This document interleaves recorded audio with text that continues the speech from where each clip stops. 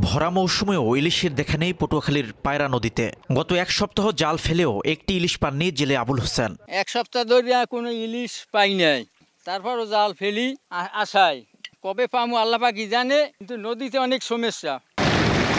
তার মতো এমন অবস্থা শত শত জেলের। একসময় জাল ফেললেই ধরা পড়তো ঝাঁকে ঝাঁকে রূপালী ইলিশ, এখন তা বিরল হয়ে দাঁড়িয়েছে। শুধু ইলিশ নয়, কমে গেছে দেশি প্রজাতির অন্যান্য মাছও। ফলে চরম সংকটে পড়েছেন জেলেরা। কেউ কেউ পৈতৃক পেশা ছেড়ে দিচ্ছেন জীবিকার তাগিদে। ছোট মাছটা আমরা পাইতে পারি, আমরা হ্যাঁ পাই না কোনো। সারাদিন পাই 200 মাছ পাই, এটা সংসার চলে না, চলতে খুব কষ্ট হয়ে যাবে।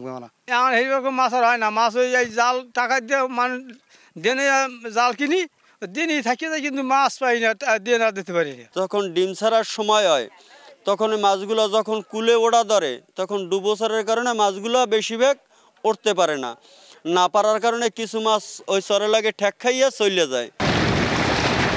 2023-24 অর্থ বছরে দেশে ইলিশ আহরণ হয়েছে 5,29,000 টন। আগের বছর ছিল 5,71,000 টন। এক বছরে উৎপাদন কমেছে 42,000 টন, যা প্রায় 7% কম। অর্থনীতি থেকে উপকূলের মানুষের জীবন জীবিকা সবকিছুর সঙ্গেই ওতপ্রোতভাবে জড়িত এ মাছ। কিন্তু দূষণ আর জলবায়ু পরিবর্তনের অভিঘাতে হুমকির মুখে দক্ষিণের নদ নদী।